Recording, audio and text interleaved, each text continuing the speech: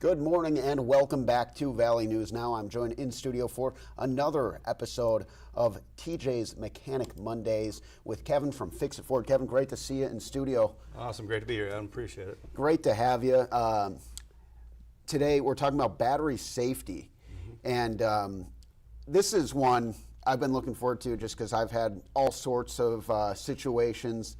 I'll tell you a quick story. One time I had to walk 1.5 miles with a car battery, and it was like I could have played in the NFL with the kind of workout I got from that. But that's a worst case scenario, you know, and these are issues that can affect all sorts of people. And that's why we're doing this episode, to really talk about what you can do to address that. And so let's start right with what kind of signs should you be looking for to avoid getting into a situation where battery life can affect your vehicle negatively? Yeah, well, some of the first signs that you will notice is if your engine, when you turn your key, if your engine turns over a little bit slower than normal, is going to be one of the first signs. You can also have your battery tested as well if you do have any concerns. Okay, very good. And what goes into testing your battery? You just take it to the shop? Just make an appointment, bring it to the shop, and we have a couple different battery testers. We like to use 2 or 3 just so we get a good judge of what the battery actually is, because some of them aren't that accurate 100% of the time. So do that, give you a digital printout of it, and then tells you the state of charge and the health of the battery. And we're going to get into the episode in just a few minutes here. I wanted to get first, though, into some safety tips and just really important things to know, because there is going to be jumping a car in this video, and it's something that can be safe and easy, but also it's something that can be a little intimidating. And sometimes when people are in a situation where they have to jump their car, they're a little frazzled.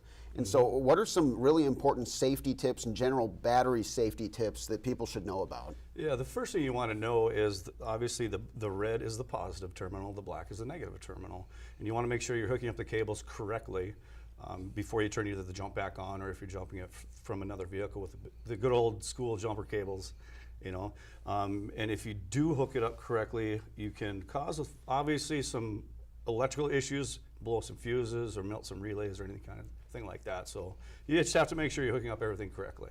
All right, very good. Well, without further ado, I'm going to go ahead and turn our microphones down, and we are going to go ahead and roll the latest episode talking about battery safety with Kevin, Tatum, and Jordan. Here we go. TJ's Mechanic Monday, getting kicked off right now. Hi, I'm T. And I'm Jay. And this is TJ's Mechanic Mondays. We all know life moves fast, and you never know when car trouble might hit. And that's why we've teamed up with Kevin at Fix It Forward here in Fargo for a monthly segment aimed to keep you and your car rolling through the valley. This month, we're here to help you stay charged up. We'll amp you up with tips on caring for your car battery when she just won't start. So hop in! TJ's Mechanic Mondays starts right now.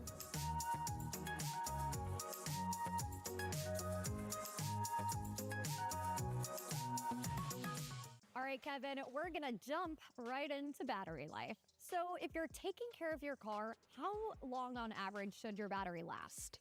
Generally, most batteries last about 5 to 6 years. You stretch it out to that 6-year mark, you're pushing your luck. So when you're pushing your luck, we throw around a term called corrosion. What is battery corrosion? Battery corrosion is when a little bit of the acid leaches out of the battery top and then gets around your positive and negative terminals and create a barrier in between the cable and the battery post, which can cause voltage decreases and will not give your car enough voltage to start. And you get to that corrosion point by not keeping your battery healthy, right?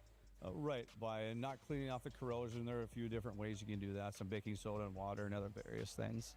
So when we're talking battery health, there's a few things that you can do to make sure it's lasting as long as you want. So I know one of the things I was always taught when I was growing up is don't leave your car lights on when you're not in it. What are some other things that can decrease battery life? Other things that can decrease it if you do not drive the car very often, if it sits in the garage a lot, or if there are other things that you're running your accessories with the car not running, can deplete the battery a lot quicker. And people with non-automatic headlights, is leaving those on maybe overnight gonna affect your battery as well? When it comes to morning time, you want to get up and go to work, your battery is going to be dead if the lights are not automatic. That's a big problem. Also, those overhead lights in your car, you don't want to leave those on either, right? Correct. That actually happens quite often. The rear lights get left on that are not automatic, and it will drain your battery. I had to bring along a little friend. What is this? That is called a booster pack or jump pack. Now, this allows you to jump a car without having a second vehicle there, right? That is correct. So we're gonna walk through how to use this. We've got 2 different cables here. What's the first step? The first step is to make sure the unit is off. The next step would be to hook up the red alligator clip to the red terminal on the battery. The next step would be to hook up the black terminal to the negative on the battery. All right, and once you've got your car all hooked up and the car's not on at this point, right? Right. What's your next step? Your next step is to make sure the booster pack is turned on. Should have a power indicator on most of them. You want to let it sit on there for a little while to get some charge into the battery.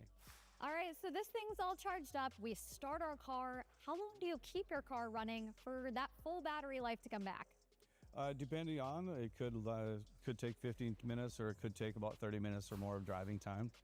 And once you finish that step, how do you safely remove these cables from your car? You want to shut the power off on the booster pack itself and then remove the cables, remove the negative one first and then the positive. Something I've heard is you're supposed to actually drive around your car after you jump it for a long time. Is that true? Depending on what the state of a charge your battery is or the condition of your battery, you certainly could drive it around for about 20-30 minutes or let it sit there and idle for a while. All right, now we're gonna put this bad boy down and say you're working old school with 2 vehicles and some good old-fashioned jumper cables. How does that different? With the old school jumper cables, you want to make sure you hook up the cables to the dead vehicle first. And then it doesn't matter which connection you hook up first on the battery. And when you hook it up to the running vehicle, hook up the red cable first and then the black cable next. And then what's the next step? The next step is to leave the vehicle running with the dead vehicle hooked up before you want to start the vehicle. So you start up the good car first, Correct. and then you start up the bad car. Yeah, after it's charged for about 10 minutes. And how do you safely remove the jumper cables? Generally, you want to remove them from the vehicle that was just jumped.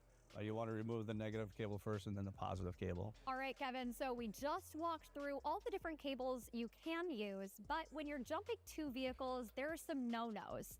What 2 cars can you not jump together? Well, it's generally not a good idea to jump a hybrid car or an electric car. Good to know. So any standard vehicle you can jump and it doesn't matter? Generally, yes, any standard vehicle you should be able to jump start. Well, thank you for letting us into your shop, Kevin. Thanks, Kevin. Thank you. And we'll catch you on next month's episode of TJ's Mechanic Mondays.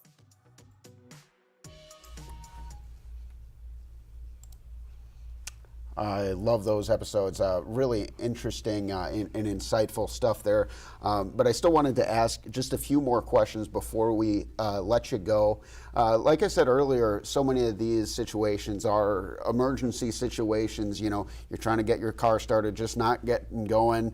But beyond batteries, what other things should people always just have in their car besides maybe a set of jumper cables? A couple of things that you should always have in your car, and especially in the wintertime where we live. You're going to want to have a blanket or 2, maybe an extra set of boots, gloves, maybe a candle as well. Some people also carry some snacks in case you do get stranded along the side of the road. I always have snacks just because I'm a hungry guy. Right. Well, you're not the only one. You're not alone. So, it's just things like that, just to try to be aware. And then you can also buy pre-made emergency roadside kits as well. Different companies out there have different things in them, but whatever your needs might be, there are a few different ones. So. Okay, very good. And when we were watching that episode, you were able to identify exactly what kind of car that was, which was impressive just based on where the bolts were and the battery placement there. And one thing I have had issues with in the past is sometimes it's kind of hard to get that thing secured on the part of the battery that you want to charge. Do you have any advice for how to just get that securely in place so you can have an effective jump? Well, if you're unsure, the first thing you should do is look in your owner's manual. Okay. I believe there are instructions in the owner's manual for that. Otherwise, if you just look around on the battery, if there could be a terminal, like for the ground side, the negative side, it'll say NEG by it, then that's obviously where you put the black terminal. Okay, So- very good. Sometimes also the different batteries in the past have little tiny side posts, like on the GMs or whatnot, and it's really hard to get the cable secured on there in a safe manner. So just have to be aware. Okay, good to know. And talking a little bit before we got started here, it sounds like a fun time, putting the fun in fundraising as well. Tell me about the fall fundraiser at Fix It Forward and how that's been beneficial so far. Well, absolutely. Right now is our fall fundraiser, and the donations are getting doubled up to $45,000. So it's really the fall push, so we can have more funds available to do these car repairs and get more cars out there to those in need, and do car repairs for those that still are currently having issues with their vehicles, where we help them out with the ministry. Okay, very good. Well, this has been a great episode. Kevin, anything else you want to get into before we let you get back to the shop? Just keep in mind that winter's coming, and tires, batteries, that's one of the biggest things that you should make sure your car is prepared for the winter. Perfect, and that's some of the stuff we'll be getting into next time on TJ's Mechanic Mondays. Kevin, thank you so much for All right, joining thank me in you. the studio, and thank you all for tuning in. We will see you next time. Thank you for watching Valley News Now.